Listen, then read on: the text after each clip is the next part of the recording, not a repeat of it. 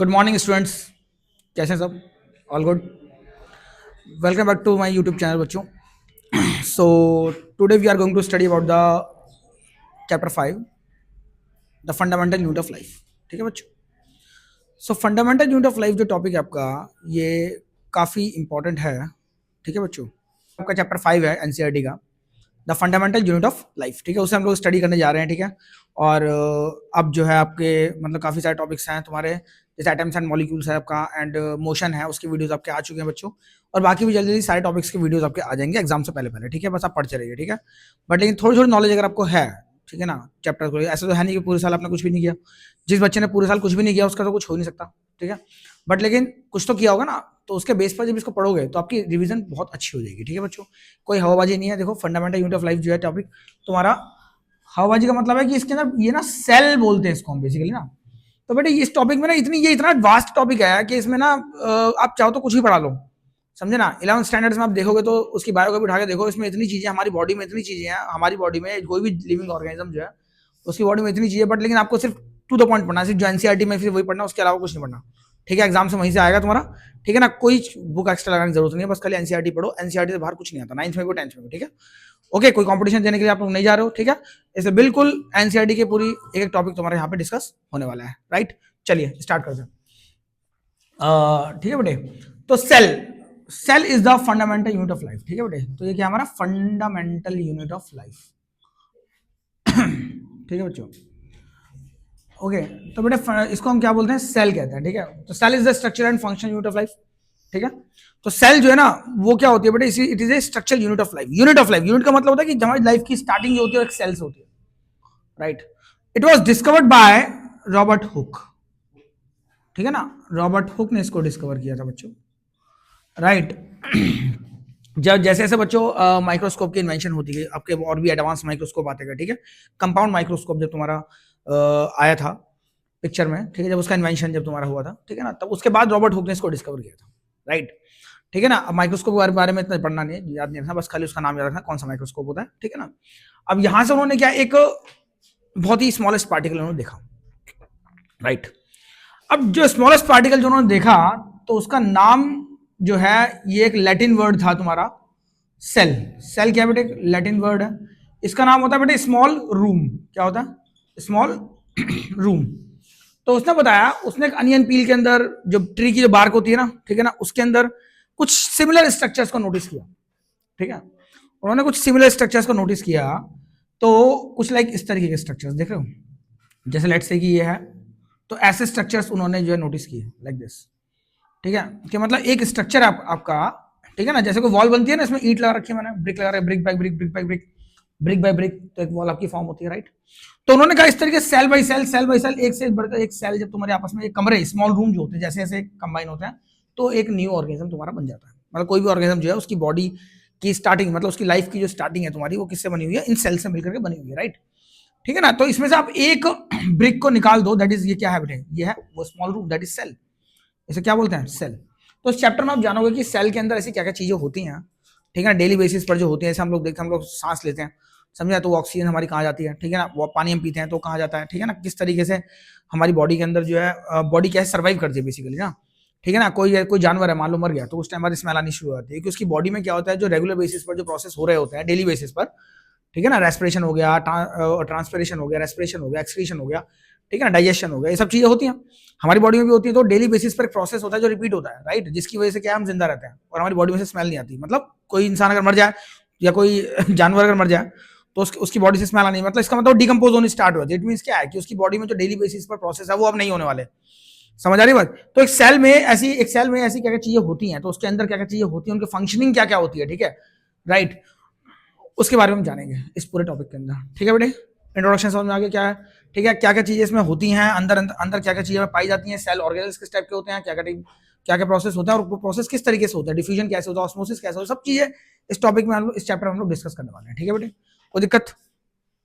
All right बेटे, समझ में अगर नहीं आया तो मुझे बताना जरूर। ठीक है, मैं उस पर एक सेपरेट वीडियो बनाऊंगा। ओके, और मुझे बताइए कहाँ कहाँ से आप मेरी वीडियो देख रहे हैं, मुझे अच्छा लगेगा। ठीक है बच्चों, थैंक यू।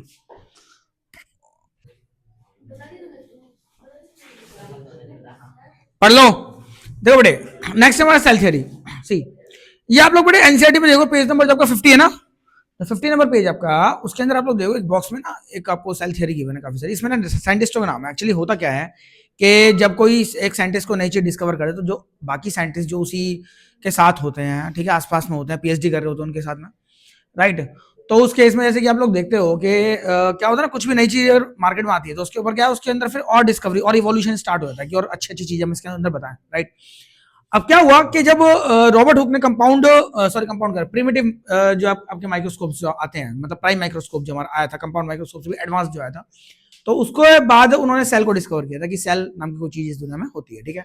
तो बाकी साइंटिस्टों में भी थोड़ा सा जो है एक इंटरेस्ट आ गया, राइट, कि मैं इसमें और क्या क्या चीजें हो सकती हैं या और क्या क्या चीजें मैं इसमें देख के बता सकता हूँ।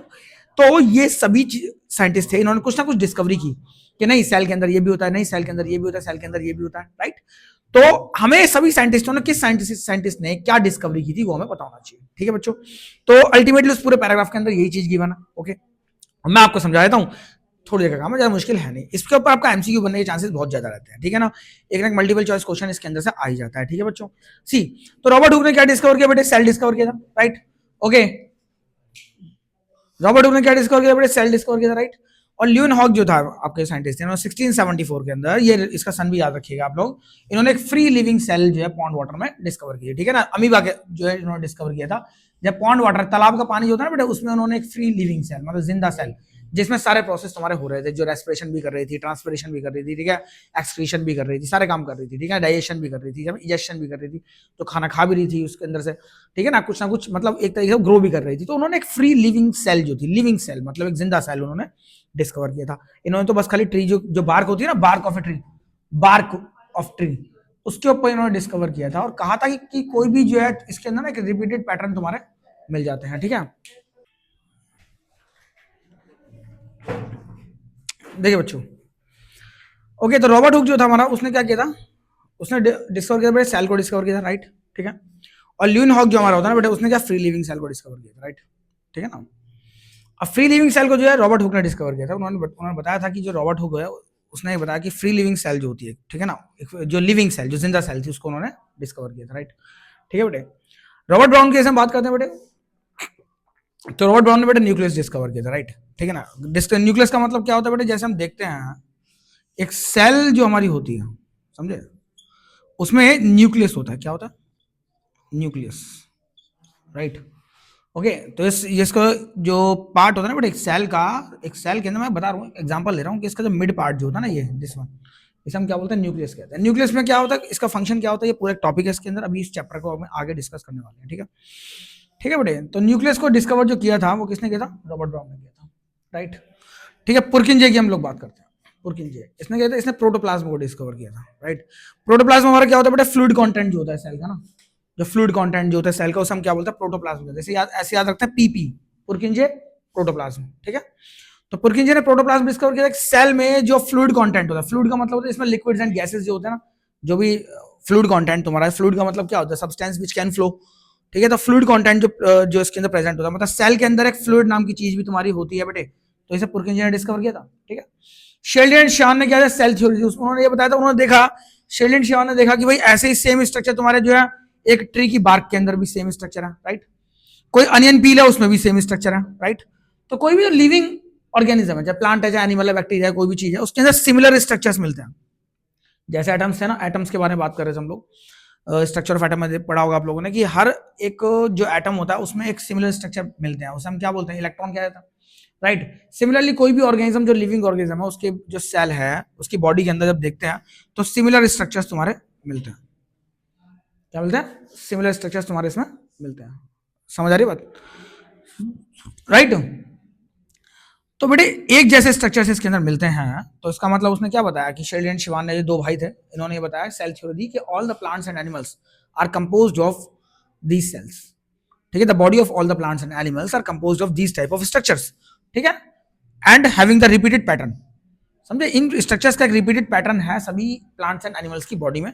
सो all plants and animals are composed of cells, वो सभी सेल से मिलकर बने हुए हैं, ऐसा शेल्डन एंड शिवान ने बताया था।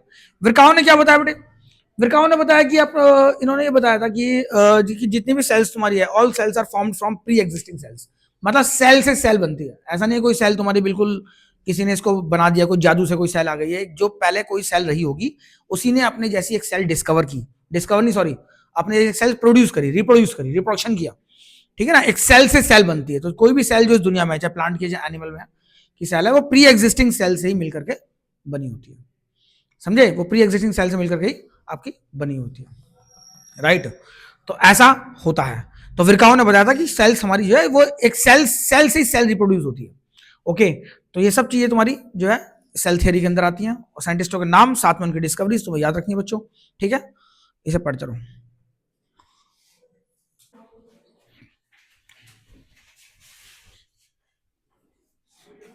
नेक्स्ट चलिए, तो बेटे नेक्स्ट हमारा जो आता है इसके अंदर, ठीक है, सेल्स जो बेटे हमारी बॉडी के अंदर जो होती है ना, ये काफी टाइप की होती है, ऐसा नहीं है कि जो हर सेल हमारी ऐसी ही होती है, ठीक है ना, वो डिफरेंट डिफरेंट टाइप के स्ट्रक्चर्स होते हैं। इसके लिए आप लोग फिगर नंबर 5.3 जो है आपकी, इसको आप लोग रेफर कर सकते हो, ठीक है। जैसे न्यूरॉन्स हमारी होती है बेटे, वो कुछ इस टाइप की होती है, नर्व सेल जो होती है ना हमारी, आपको देखा होगा आपने कि नर्व सेल हमारी कुछ लाइक इस टाइप की होती है, राइट, ठीक है बेटे। नर्व सेल आपकी ये नर्व सेल होती है, ठीक है, ये डेंड्राइट्स होते हैं, these are cell body and nucleus, okay, different different type की सेल्स होती हैं, ठीक है। बोन सेल हमारी कुछ इस टाइप की होती है, देख लेना, कुछ ऐसी बोन सेल होती है, ओके। और जो मसल सेल होती है हमारी, स्मूथ मसल सेल, वो कुछ ऐसी होती है, राइट। स्पर्म सेल ऐसी होती है, एग सेल, ओव्यूम जो होता है वो इस टाइप की होती है। तो डिफरेंट डिफरेंट टाइप की सेल्स होती हैं, ठीक है। तो सेल्स ऐसा नहीं है कि जो स्ट्रक्चर्स तुम्हारे जो होते हैं वो सारे सारे एक जैसे ही होते हैं, राइट, राइट। तो बेटे जो सेल्स होते हैं वो डिफरेंट डिफरेंट टाइप की हमारी बॉडी के अंदर होती है, ओके। तो ये आप लोग फिगर नंबर 5.3 में आप देख सकते हो कि डिफरेंट डिफरेंट टाइप की सेल्स जो है हमारी बॉडी के अंदर मिलती है, राइट, ठीक है बेटे। तो सेल्स जो है वो एक जैसी नहीं होती है, एक सारी सारी डिफरेंट डिफरेंट उनके स्ट्रक्चर्स हमारे होते हैं, ठीक है। अब हम लोग बात करते हैं बेटे, अब देखो एक सेल जो होता है ना बेटे, देखो ध्यान देना सारे बच्चे, उसके कुछ इंपॉर्टेंट कंपोनेंट्स होते हैं, ठीक है ना। इनमें cell organelles, cell organelle, cell organelle होता है बेटे, इसमें न्यूक्लियस होता है, राइट, ठीक है ना, न्यूक्लियस होता है तुम्हारा, एंड साइटोप्लाज्म होते हैं, ठीक है। तो ये काफ़ी सारी चीज़ें इसके अंदर होती हैं, ठीक है, इनके बारे में पहले हम अच्छे से स्टडी कर लेते हैं, ठीक है। प्रोटोप्लाज्म वगैरह जो है वो हम लोग पढ़ चुके हैं क्या होते हैं, ठीक है। प्रोटोप्लाज्म जो है वो क्या होते हैं बेटे, उसके बारे में हम लोग पढ़ चुके हैं क्या होता है, ठीक है, राइट। अब देखिए सेल ऑर्गेनली, सेल ऑर्गेनली क्या होता है, ये होता है कंपोनेंट्स ऑफ सेल, क्या होता है, कंपोनेंट्स ऑफ सेल। तो कंपोनेंट्स ऑफ सेल मतलब सेल के अंदर के जो पार्ट्स होते हैं, राइट, जैसे सॉल्यूशन जो है उसमें क्या होता है, सॉल्यूट और सॉल्वेंट होता है, राइट, ठीक है ना। ऐसे सेल के अंदर क्या होता है, ये सेल ऑर्गेनलीज होते हैं, बहुत सारे कंपोनेंट्स होते हैं सेल के, राइट। और ये काफी टाइप के होते हैं, इसके बारे में हम अलग से टॉपिक है हमारे चैप्टर के एंड में बिल्कुल उसके बारे में जानेंगे, ठीक है। मतलब जैसे हमारी बॉडी है ना, हमारी बॉडी में लंग्स है, हार्ट है, मान लो हमारी बॉडी एक सेल है, राइट, तो हमारी बॉडी में लंग्स है, हार्ट है, किडनियां हैं, पेनक्रियाज है, लीवर है, सबका अपना फंक्शन है। ऐसे ही सेल के अंदर भी जो पार्ट्स होते हैं सेल के, जिनका अपना अपना फंक्शन होता है, ये अपना परफॉर्म करते हैं, कोई स्पेसिफिक फंक्शन को ये करते हैं, जो इनका काम होता है वो करते हैं। और एक सेल को जो है एक मेंटेन रहने में, मतलब मेंटेन मतलब अलाइव रहने में, जिंदा रहने में, उसे जिंदा रखने में हेल्प करते हैं, ठीक है ना। जैसे हमारी बॉडी में आप देखते हो, हमारी बॉडी में जिंदा रखने के लिए बहुत सारी चीजों का काम है, ठीक है। फूड का डाइजेस्ट होना बहुत जरूरी है, लीवर का अपना काम है, ठीक है। आप देखते हो बेटे कि हार्ट जो है उसका अपना काम है, राइट, ब्लड का अपना काम है। तो सभी के सभी अपना फंक्शन परफॉर्म करते हैं। अगर एक भी चीज काम करना बंद कर दे तो क्या होगा, ऑब्वियसली कोई ना कोई दिक्कत आ जाएगी बॉडी के अंदर, राइट। तो इसका मतलब वही है कि सेल के अंदर भी जो चीजें होती हैं जो कुछ ना कुछ अपना एक फंक्शन परफॉर्म करती हैं, राइट, उसे हम लोग क्या बोलते हैं, सेल ऑर्गेनली बोलते हैं, ठीक है ना। तो ये हमारे क्या होता है, कंपोनेंट होते हैं सेल के, ठीक है। ये सेल के हमारे क्या होते हैं बेटे, कंपोनेंट। जैसे मान लेट से कि हमारे कंपोनेंट होते हैं, जैसे इसको माइटोकॉन्ड्रिया कहते हैं बेटे, इसको हम लोग जो है ये लाइसोसोम्स कहते हैं, राइट, ये आपका गोल्गी अपरेटस होता है।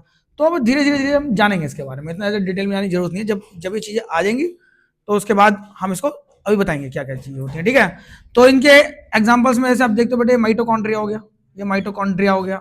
अब वन बाय वन इसको डिस्कस करने वाले बाद में, हम लोग अभी नहीं कर रहे, ठीक है ना। ये हमारा SER हो गया, स्मूथ एंडोप्लाज्मिक रेटिकुलम, ये आपका गोल्गी हो गया, गोल्जी अपरेटस हो गया, ये आपका क्या हो गया, एक न्यूक्लियस भी इसके अंदर होता है, ठीक है, न्यूक्लियस भी कहीं यहाँ बीच में होता है, राइट। और ये आपका लाइसोसोम्स हो गए, राइट। तो ये सभी क्या होते हैं, ये सभी क्या है, ये किडनियां, हार्ट, लंग्स, वही सब चीजें, समझे ना, सेल की हमारी नहीं, सेल की, राइट। तो इनका अपना सबका अपना अपना फंक्शन होता है। क्या क्या फंक्शन किसका होता है वो सब हम जानेंगे, ठीक है। तो सेल ऑर्गेनल समझ में आया।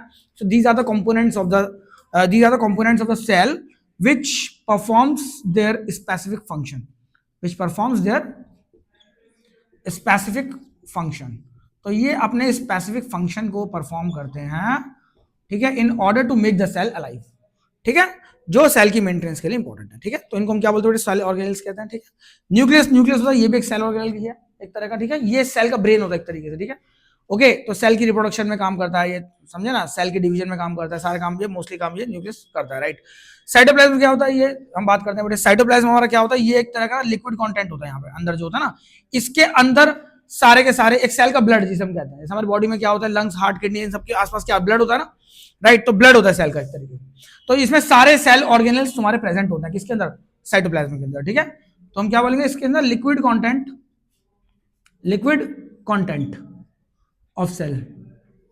ठीक है, इन विच, ठीक है, okay, of cell in which all organelles are composed of, sorry, in which all organelles, organelles are present.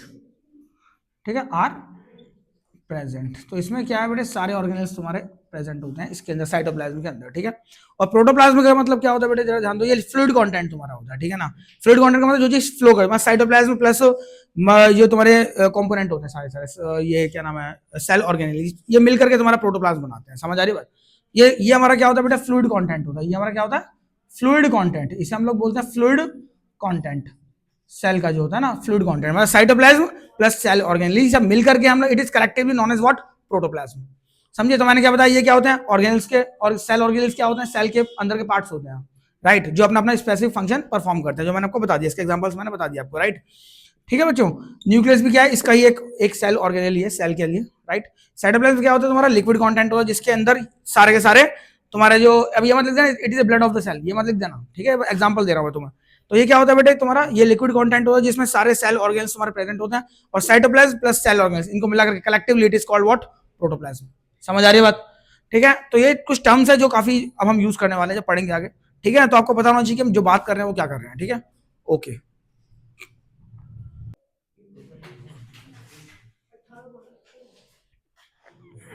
हाँ जी, नेक्स्ट टॉपिक हमारा, तो बेटा नेक्स्ट हमारा ये structural organisation of the cell, कि मतलब सेल का जो स्ट्रक्चर होता है वो कैसा होता है, किस टाइप का स्ट्रक्चर तुम्हारा सेल का एक प्रेजेंट होता है, ठीक है बच्चों, समझे। तो पहले हम लोग बात करते हैं बेटे प्लाज्मा मेम्ब्रेन की, मतलब सेल का जो स्ट्रक्चर, ढांचा जो सेल का होता है ना बेटे, वो किस तरीके का रहता है, ठीक है। तो बेटे सेल का जो स्ट्रक्चर होता है उसमें जो आपका आउटर कवर होता है ना, बिल्कुल आउटर कवर, जैसे मान लो हमारी बॉडी एक सेल है, तो हमारी बॉडी का आउटर कवर क्या है, हमारी स्किन, राइट। तो एक सेल का जो आउटर कवर होता है ना बेटे, उसको हम लोग क्या बोलते हैं, सेल का मेम्ब्रेन, मेम्ब्रेन मतलब परत, बाहरी परत जो एक सेल की होती है ना बेटे, उसे हम लोग मेम्ब्रेन कहते हैं, ठीक है ना। इसको आप देखोगे तो ये कुछ इस तरीके से दिखाई देगा। तो ये आउटर कवर जो हमारा होता है, ठीक है, आउटर कवर जो हमारा होता है दैट इज सेल मेम्ब्रेन, ठीक है बच्चों। तो सेल का जो बाहर का जो कवर होता है, आउटर कवरिंग जो होती है ना बेटे, उसको हम लोग क्या बोलते हैं, सेल मेम्ब्रेन कहते हैं बच्चों, राइट। कोई दिक्कत, ओके, ऑल राइट। इसको आप लोग क्या बोलते हैं बेटे, प्लाज्मा मेम्ब्रेन भी कहते हैं, प्लाज्मा मेम्ब्रेन भी कहते हो, सेल मेम्ब्रेन भी कहते हो, राइट। अब ये क्या करता है बेटे, ये कोई भी चीज अंदर से बाहर आनी है, बाहर से अंदर जानी है, मतलब बाहर से अंदर आ रही है, अंदर से बाहर जानी है, एंट्री एंड एग्जिट। कोई चीज लेट से एंट्री कर रही है सेल के अंदर, कोई चीज मान लो सेल में ज्यादा, उसे एग्जिट करनी है सेल से, जैसे मान लो ऑक्सीजन है, मैं सांस ले रहा हूँ, ठीक है, ओके, सांस लिया मैंने, अब जो ऑक्सीजन मेरी बॉडी में गई तो जो सेल के अंदर जाएगी, तो सेल के अंदर वो एंटर करेगी। अब ऑक्सीजन का हमारी बॉडी में यूज क्या होता है, ये आपने शायद सुना हो, रेस्पिरेशन में इसका यूज होता है अपनी जूनियर क्लासेस में, अगर नहीं पढ़ रखा हो टेंथ में पढ़ोगे इस चीज को, ठीक है। ऑक्सीजन जो हमारी बॉडी में रेस्पिरेशन करती है, रेस्पिरेशन का मतलब होता है the process of releasing energy from the food is termed as what, respiration, ठीक है। तो oxygen ensures the proper respiration process which is occurring inside the body, ठीक है। तो ये जो है ना बेटे क्या होता है कि रेस्पिरेशन को के लिए हमें ऑक्सीजन की नीड होती है, तो जैसे ऑक्सीजन जाएगी तो हमारी सेल में एंट्री करेगी ना, राइट, अंदर जाएगी, तो बाहर से कोई एक्सटर्नल एनवायरनमेंट से कोई चीज बाहर जा रही है, राइट, तो वो क्या होगी ना बेटे, वो इसके प्लाज्मा मेम्ब्रेन से होती हुई जाएगी। समझ आ रही बात। और कोई चीज मान लो लेट्स से कार्बन डाइऑक्साइड है, वो किसी काम की नहीं है, उसे बाहर जाना है, राइट, तो प्लाज्मा मेम्ब्रेन से होती जाएगी, राइट। अब जैसे हमारी स्किन में बहुत स्मॉल स्मॉल होल्स होते हैं ना, जिसमें से स्वेटिंग वगैरह बाहर निकलती है, दिखते नहीं हो बट होते हैं, राइट। इस तरीके से इसमें भी क्या होता है, इस टाइप से ना एक स्मॉल स्मॉल ऐसे होल्स होते हैं जिनके थ्रू कोई मटेरियल तुम्हारा छलनी टाइप का होता है, ये सीव जो होता है ना, ठीक है ना, जो सीविंग जो होती है, जैसे जो एक होती है ना एक तरह फिल्टर पेपर टाइप का होता है, तो इस टाइप का ये होता है इसमें, तो वही पार्टिकल इसमें इसके अंदर जा पाते हैं, जिनको जाना है, और जिनको बाहर आना है वही पार्टिकल बाहर आ सकते हैं। जैसे लेट से कोई गैस बाहर आ रही है, तो इसका मतलब है अंदर की कोई चीज है, सेल के अंदर ही कोई चीज है, वही बाहर आ जाएगी, ऐसा कुछ नहीं, राइट। तो कोई भी चीज, किसी भी चीज की एंट्री एंड एग्जिट को जो कंट्रोल करता है, जो परमिट करता है, अलाउ करता है, वो कौन करता है, प्लाज्मा मेम्ब्रेन करता है, ठीक है। तो मतलब कोई भी चीज बाहर से अंदर आ रही है, ठीक है, या अंदर से बाहर जा रही है, तो उसको जो अलाउ करेगा जो कंट्रोल करेगा वो प्लाज्मा मेम्ब्रेन ही आपका करता है, ठीक है बेटे, कोई दिक्कत। तो it is the outer covering of the cell, मैंने बताया आपको, ठीक है, विच अलाउज और permit the entry and exit of material. ये एंट्री एंड एग्जिट जो होती है मटेरियल की उसे परमिट करता है inside and outside the cell, समझे, थ्रू डिफ्यूजन। अब डिफ्यूजन क्या होता है इसको हम जानेंगे अभी थोड़ी देर में, नेक्स्ट टॉपिक हमारा वही है, ठीक है। कोई भी चीज जो अंदर से बाहर, बाहर से अंदर कैसे आती है, कोई बैटरी लगी हुई बॉडी के अंदर, यहाँ जी 10 बजे से 12 बजे तक एंट्री एंट्री अलाउ है बस, खाली एग्जिट अलाउ नहीं है, या 12 बजे से 2 बजे तक बस आपकी एग्जिट अलाउ है, एंट्री अलाउ नहीं है, आने का टाइम इतने बजे, जाने टाइम इतने बजे, ऐसा थोड़ा होता है, कोई प्रोग्रामिंग थोड़ी है। बॉडी में प्रोसेस है आपका कौन सा, डिफ्यूजन का, इसे पढ़ेंगे अभी। So it is made up of protein, ये जो प्लाज्मा मेम्ब्रेन आपका होता है बेटे प्रोटीन एंड लिपिड्स का बना हुआ होता है, प्रोटीन्स एंड लिपिड्स का बना होता है, ठीक है बेटे। प्रोटीन्स जो होते हैं हमारे वो रफ एंडोप्लाज्मिक रेटिकुलम बनाते हैं, लिपिड्स जो हमारे होता है एंड फैट्स वो हमारा स्मूथ एंडोप्लाज्मिक रेटिकुलम बनाता है, आगे हम इस चैप्टर में पढ़ेंगे, ठीक है। तो ये जो है एंडोप्लाज्मिक रेटिकुलम जो है उसको बनाता है, इन चीजों को उस चीज से मिलकर के हमारा मेम्ब्रेन जो होता है पूरा बना हुआ होता है, ठीक है बेटे, कोई डाउट, समझ आया, ऑल राइट।